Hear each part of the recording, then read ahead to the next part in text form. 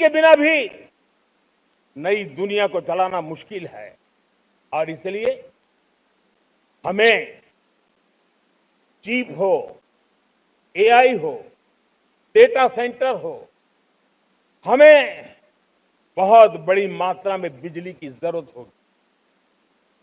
Energy security ये हमारे समय की मांग है और इसलिए हमने पहले से ही उस दिशा में एक के बाद एक मजबूत कदम उठाए हैं।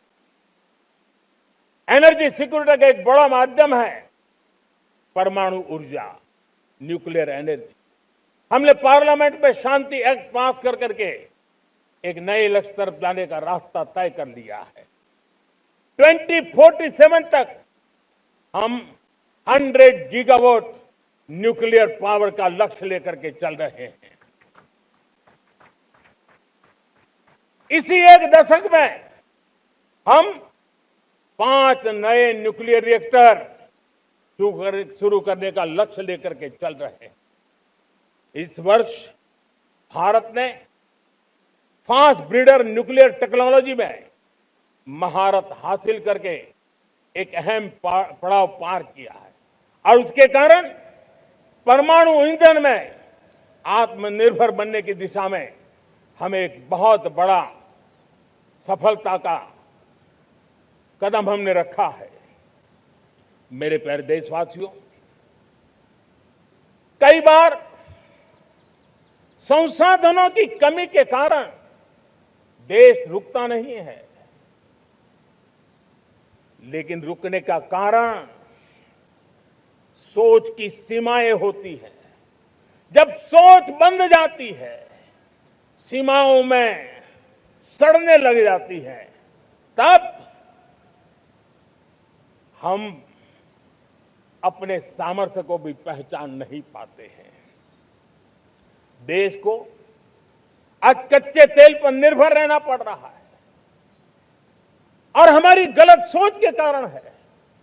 आप जान के हैरान हो जाएंगे, हमने समुद्री तट पे 99% हमारा समुद्री तट का पूरा हिस्सा ऐसी सोच के कारण नो गो एरिया घोषित करके रखा था।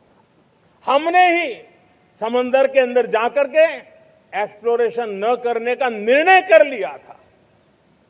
ये सोच का दारिद्र्य था। हमने फैसला किया ये नहीं चल सकता।